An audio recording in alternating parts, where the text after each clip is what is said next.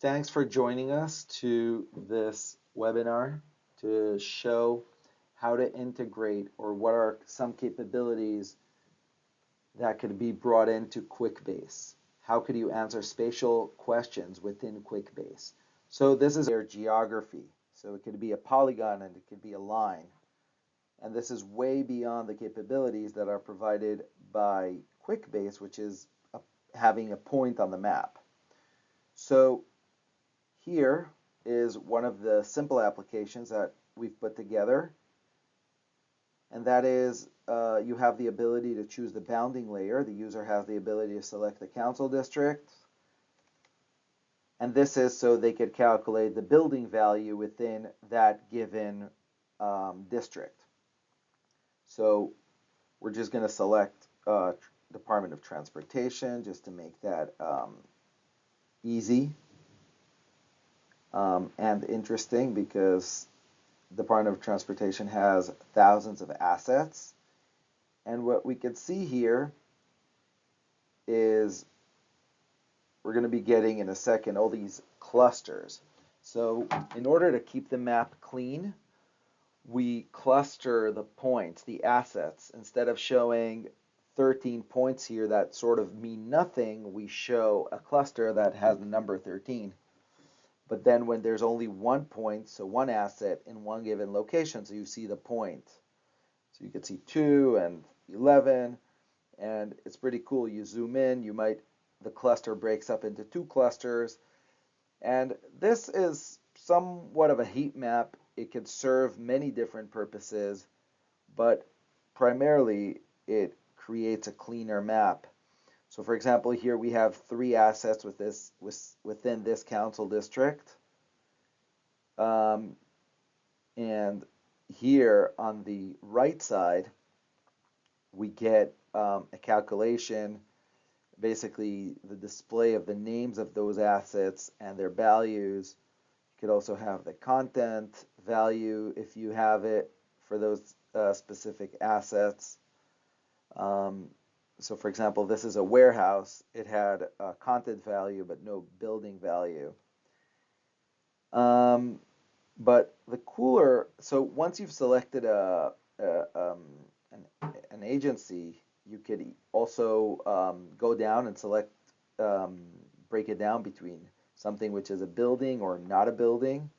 So once we did that, it sort of really cleaned the map for us.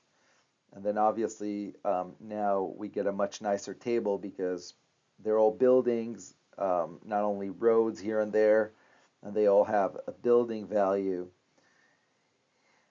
But we could also select a very specific project worksheet. In this case, we're going to choose a road resurfacing so we could see what lines look like in the map.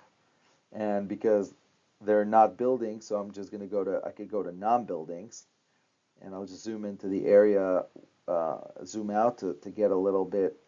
So here we can see that all these roads are concentrated in the coastal areas.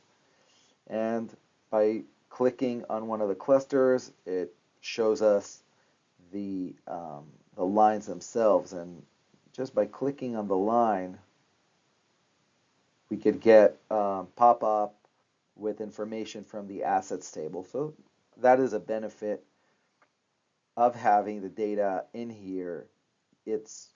You're getting the information from the tables, and if you need to calculate values, for example, that are higher up in the hierarchy, or the values for or you want to maybe break down the values between different different agencies, you could do that here. Now, this is another case where we've implemented this for our insurance folks. They're interested in knowing if an asset is within the 100-year floodplain or not. And I've selected that because I've selected the New York City Housing Department. And again, we have these different clusters, and If we zoom in, so the clusters go away and we get the actual building footprint. And here you could pretty much see that this building is partially within the 100-year floodplain, so this might, lead to some further investigation. But these are fully within the 100-year floodplain. Again, the polygons will return a pop-up with any given information, so this functionality cuts across. Also, they are interested in having a geolocator, so you could just, for example, search for Red Hook, which is a neighborhood, or you could search downtown Brooklyn, or just a specific location. And then here, so we get Borum Hill, and again, you have some housing developments, some which are within the 100-year floodplain and some which are not. So the user doesn't need to make phone calls, they have the information right there. Let me show you another case, which is the fire department. And I guess it's going to take a second to load, so that's good. It loaded faster, so that's fantastic. So we're going to zoom into Red Hook again, or the ability to show points and polygons and lines. We have the ability to display multi-points. So in this case, these are alarm boxes. And one asset includes a couple hundred of these, but they don't each have value. But we do still want to display them on the map. But again, we only have one line, one asset that contains all these call boxes.